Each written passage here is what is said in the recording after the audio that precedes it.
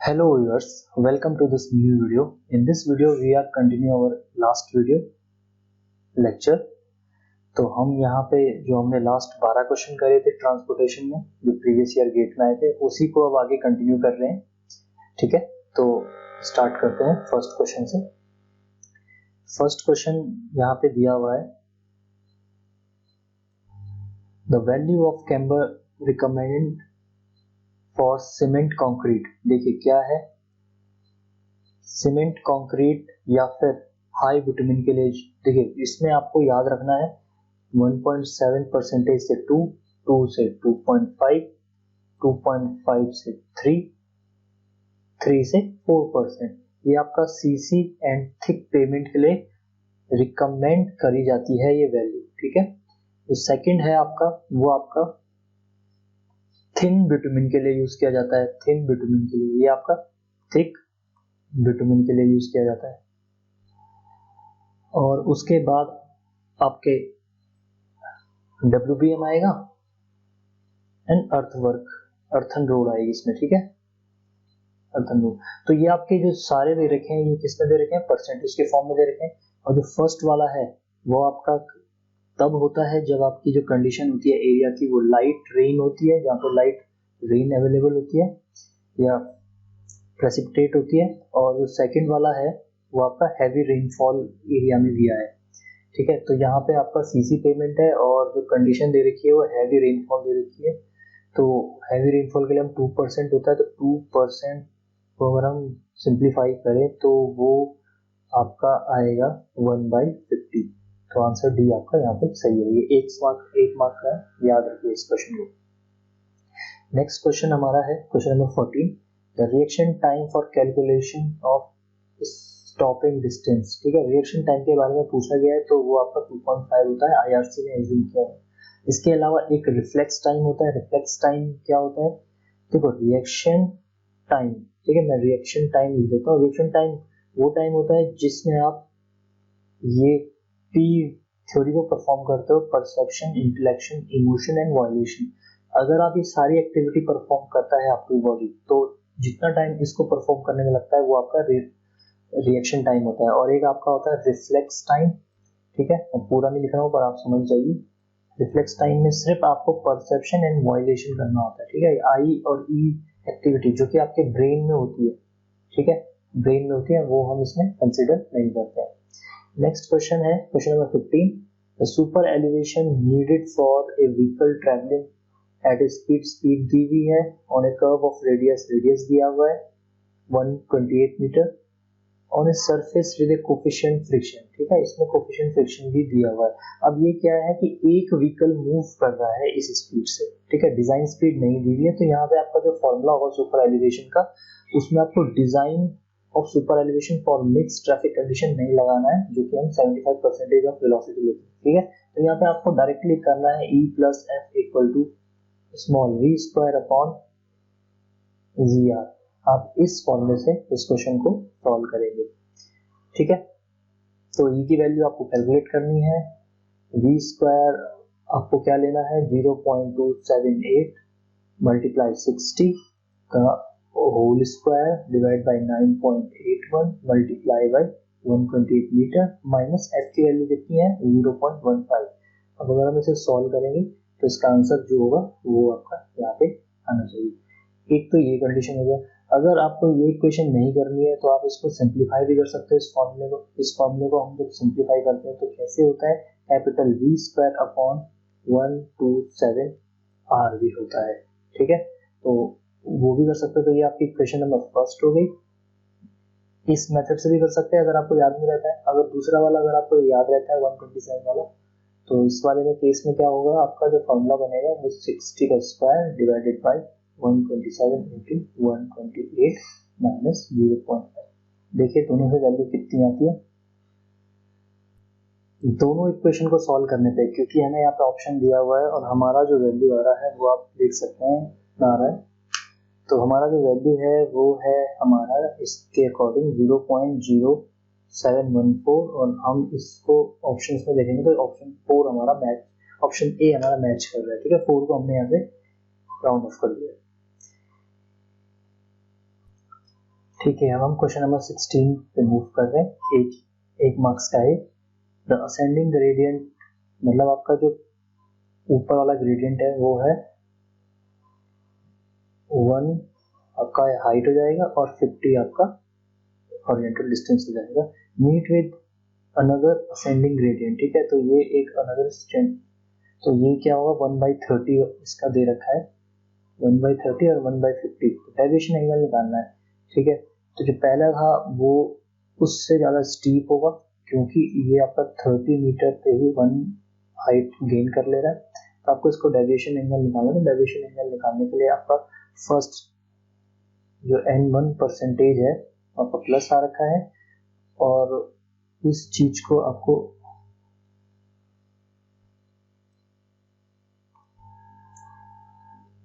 Plus n1 minus plus n2 ये percentage के form में लिख सकते हो। ठीक है, तो इसी को हमें सॉल्व करना है। तो मैं 1/50 माइनस n जो आपका निकलेगा 1/30 निकलेगा। 10 को कॉमन ले लीजिए, एलसीएम ले लीजिए, 5 3 या 15, यहाँ पे 3 माइनस 5, ठीक है, तो ये कुछ आपका इस तरीके से आएगा -2/10 डिवाइडेड बाई 15, इससे कैंसिल होगा 5, तो ये आ जाएगा 1/75 माइनस के फॉर्म में आएगा। बट माइनस से हमें यहाँ पे कहीं पे माइनस दे नहीं रखा है, तो हम सीधा जो अपना वैल्यू है उसको यहाँ पे पुट कर देंगे।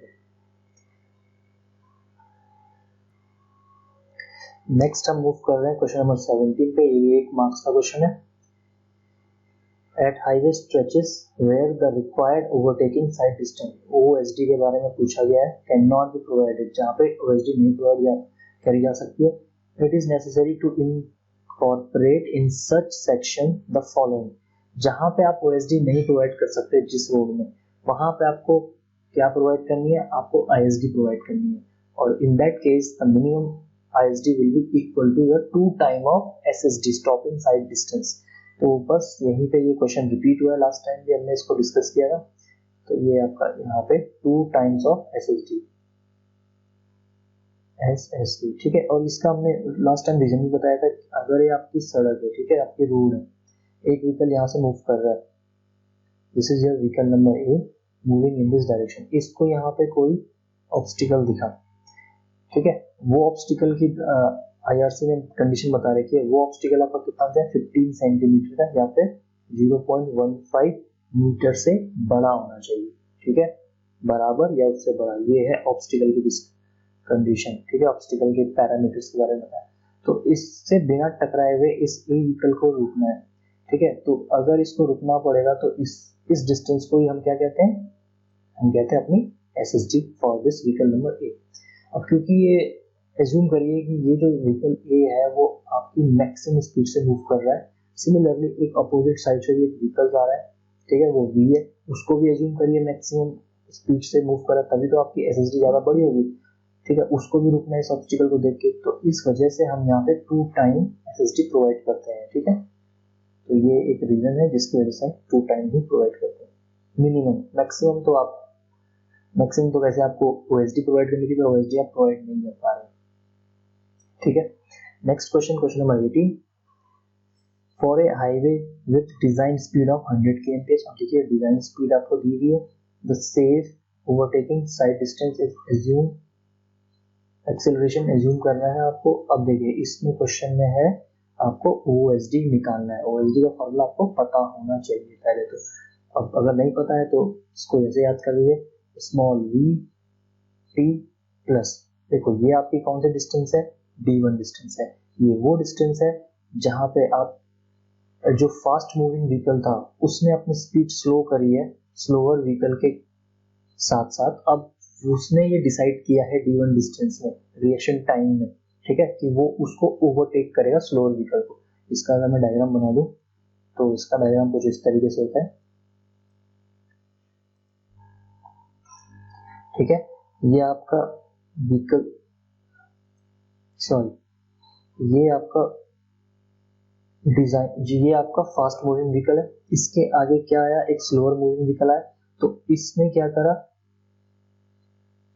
जो स्पीड है इसकी क्या हो जाएगी, अब कम हो जाएगी व्हीकल A की, ठीक है, इसके आगे चल रहा है एक स्लोअर व्हीकल, स्लोअर व्हीकल को हम ग्रीन कलर से डिनोट कर देते हैं, ठीक है। तो व्हीकल ए ने जब तक इस पोजीशन तक तो फॉलो किया ग्रीन कलर के व्हीकल को, ठीक है, जो कि व्हीकल नंबर बी है, लेकिन यहाँ से यहाँ तक डिस्टेंस उसको लग गया D1। इस डिस्टेंस में, ये D1 डिस्टेंस किस वजह से लगा, रिएक्शन टाइम की वजह से लगा। इस D1 डिस्टेंस में उसने ये डिसीजन लिया है कि वो इस स्लोअर व्हीकल को ओवरटेक करेगा। तो अब इसने इसको ओवरटेक करना शुरू करा, और ओवरटेक शुरू करते करते फिर इस जगह पर ओवरटेक खत्म हो चुका है, यानी कि यहाँ पे आपका व्हीकल ए आपका फॉरवर्ड डायरेक्शन में होगा और जो स्लोअर व्हीकल होगा वो उसके पीछे होगा, ठीक है। तो इस डिस्टेंस को, जितनी ये डिस्टेंस है यहाँ तक की डिस्टेंस, इसको हम कहते हैं D2। अब ये डिस्टेंस आपकी कितनी होती है, ये डिस्टेंस ट्रेवल करी है इस व्हीकल ने कैपिटल T टाइम में, ठीक है। तो हम इसको इस तरीके से लिखते हैं, इसको ऐसा लिखेंगे हम, capital T plus half A T square, ठीक है। तो ये आपका हो जाएगा D2। अगर ये टू वे ट्रैफिक है, यानी कि सामने से भी एक व्हीकल आ रहा है, तो जितना टाइम, ठीक है, जितना टाइम यहाँ खर्च हुआ था ओवरटेकिंग प्रोसेस में, इतने टाइम में एक सामने से एक व्हीकल भी इस डायरेक्शन में आएगा T टाइम में, तो वो जो डिस्टेंस होगी, ठीक है, वो जो डिस्टेंस होगी वो होगी आपकी D3। अब ये D3 डिस्टेंस कितनी होगी, ये D3 डिस्टेंस, टाइम आपको पता है कैपिटल T, टाइम को अगर हम मल्टीप्लाई करते हैं वेलोसिटी से, तो इससे आपका जो अपोजिट डायरेक्शन से जो व्हीकल आ रहा है उसका डिस्टेंस हमें मिल जाएगा। अब ये एज्यूम करिए फॉर मैक्सिमम सेफ्टी के लिए अपोजिट डायरेक्शन से व्हीकल आ रहा है वो फुल स्पीड से आ रहा है, और फुल स्पीड कितनी हो सकती है फॉर दिस पर्टिकुलर रोड के लिए, उसको हम कहते हैं डिजाइन स्पीड। तो हम यहाँ पे लिखेंगे maximum velocity of the design multiply with capital T, तो ये आपका हो जाएगा D3, ठीक है। तो बस यही हमारा क्वेश्चन है, और यही हमें D1 plus D2 plus D3 calculate करना है।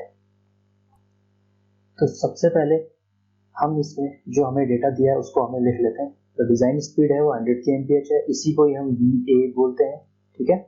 उसके बाद स्लोअर व्हीकल की हमें स्पीड नहीं दे रखी है, तो हम क्या करते हैं, उसको 16 kmph माइनस कर देते हैं डिजाइन स्पीड से, और अगर आपकी स्पीड अगर मीटर पर सेकंड में है तो हम इसको 4.4 ले लेते हैं, या सीधा 4 ले लेते हैं इस चीज का, ठीक है। और हमारा एक्सेलरेशन जो है वो rate of change of velocity होता है, इसीलिए इसकी यूनिट मीटर पर सेकंड, जो कि वेलोसिटी की यूनिट है, डिवाइड बाय सेकंड, तो मीटर पर सेकंड स्क्वायर है। अब यहाँ पे ये मीटर में दे रखी है, तो सबसे इजी तरीका तो ये है कि आप इसको कन्वर्ट कर दीजिए सारी वेलोसिटी को मीटर पर सेकंड में, ठीक है, अलग से कर दीजिए, या फिर दूसरा तरीका ये है कि जो ये फॉर्मूला है इसको ही आप चेंज कर दीजिए कैपिटल V से। तो इस फॉर्मूले को अगर हम कैपिटल V से चेंज करेंगे तो ये कुछ इस तरीके से होगा, OSD equal to 0.278 capital V reaction time T, जो कि आपका 2.5 सेकेंड है। फिर उसके बाद आपका D1 हो गया, D2 के लिए आपको क्या करना है, 0.278 VV कैपिटल T। अब ये कैपिटल T ये वो टाइम है जिसमें आपने ओवरटेकिंग मैन्यूवर कंप्लीट किया है, ठीक है। इसको हमें निकालना पड़ेगा with the help of acceleration, plus half A T square, ठीक है। तो ये वो, क्योंकि यहाँ पे आपकी जो वेलोसिटी हो रही है वो VB से VA में कन्वर्ट हो रही है, चेंज हो रही है, ठीक है, डायनामिकली चेंज हो रही है। तो इस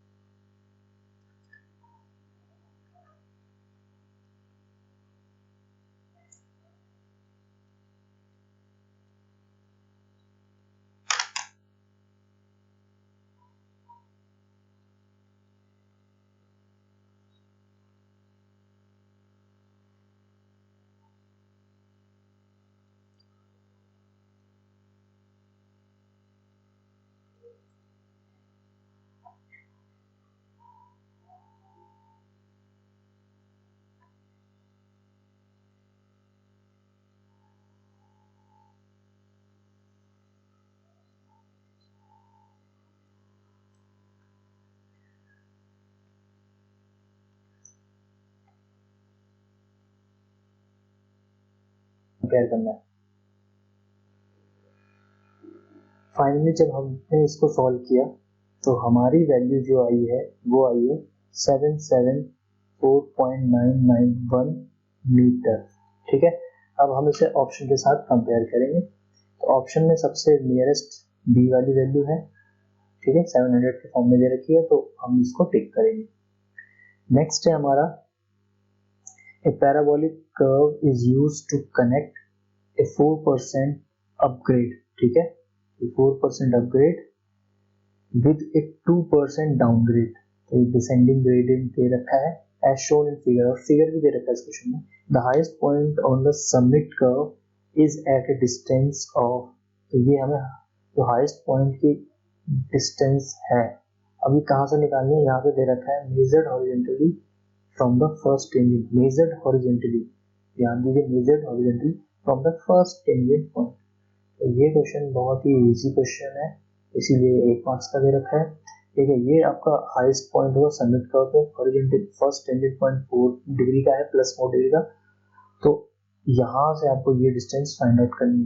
ठीक है, तो ये डिस्टेंस के फाइंड आउट करने के लिए हमें डेविएशन एंगल पता होना चाहिए। डेविएशन एंगल हमारा क्या है, 4% minus 2%, that will equal to 6%। तो हमें फर्स्ट टेंजेंट पॉइंट से निकालना है, तो फर्स्ट टेंजेंट पॉइंट, अब हम क्या करेंगे, रेशियो करेंगे सिंपल।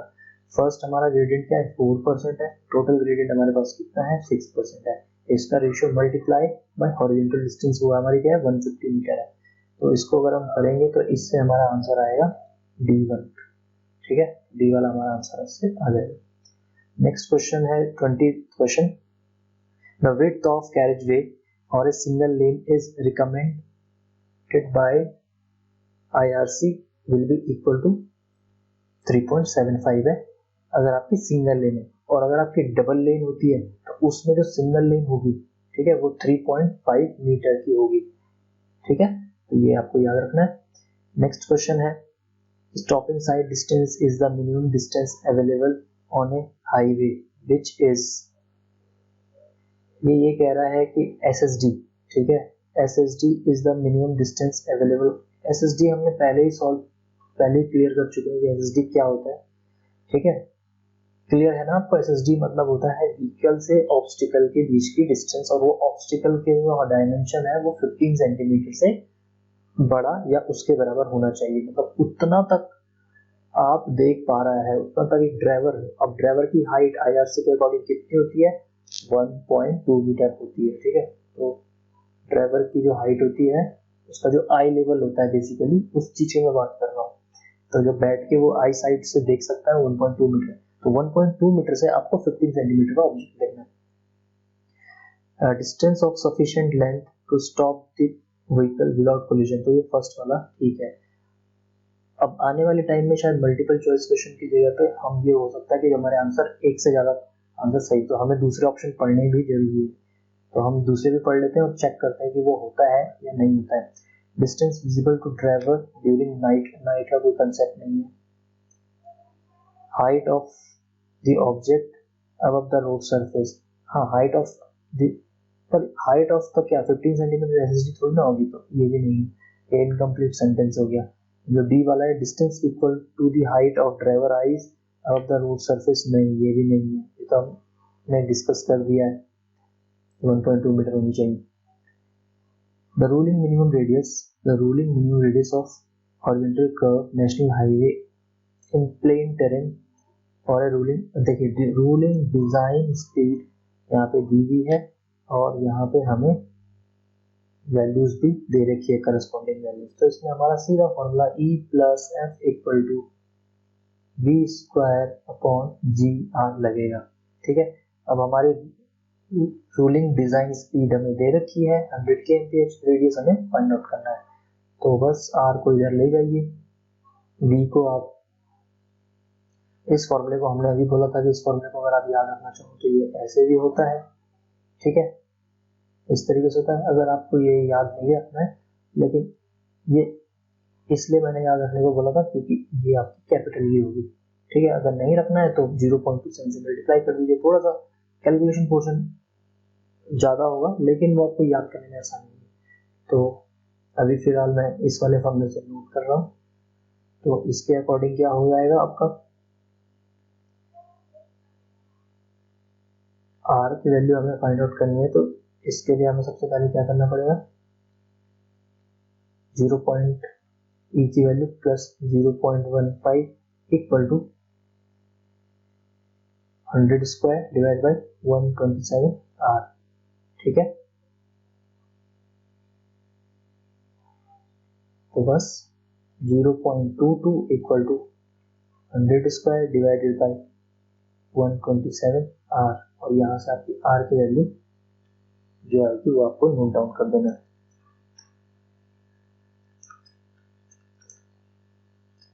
तो जो आर की वैल्यू है वो है 357.9 मीटर, और ये यहाँ पे इसके 360 मीटर के नियरेस्ट है। तो हमें राउंड ऑफ करना है नियरेस्ट वैल्यू तक, और ऑप्शन वाले क्वेश्चन इसीलिए अच्छे होते हैं क्योंकि उसमें हमें क्लियर वैल्यू मिल जाती है। लेकिन अगर आपको ये वैल्यू लिखनी है तो आपको ध्यान देना है, इसको आपको कम से कम 2 या 3 डिजिट तक क्लियरली निकालना है। ठीक है, और उसे राउंड ऑफ नहीं करना है। 3 डिजिट तक तो नहीं करना होता, क्योंकि आजकल ऐसे क्वेश्चन पूछे जा रहे हैं गेट में कि आपको सॉल्व करना है और ये वैल्यू आपको लिखना है वहां पे। ठीक है, ऑप्शंस नहीं होंगे, वहां पे लिखना पड़ेगा। तो इसीलिए आप ध्यान दीजिए फॉर्मूले को, स्टेप को, क्योंकि वो ज्यादा जरूरी है। नेक्स्ट है question number 23। Design rate of super elevation for horizontal highway, radius दे रखा है फॉर ए मिक्स। जब मिक्स ट्रैफिक कंडीशन आएगा तो यानी कि डिजाइन करना है। ठीक है, और यहाँ पे वैसे भी बोला ही हुआ है डिजाइन, जब भी मिक्स ट्रैफिक कंडीशन आती है तो डिजाइन करना है। हैविंग स्पीड, ठीक है, तो डिजाइन करना है तो सबसे पहले हमें क्या करना है, E इक्वल टू क्या करते हैं मतलब, E is sufficient to cope up with those vehicle which moving with 75 percentile velocity of design speed। ठीक है, तो ये कुछ इस तरीके से होता है।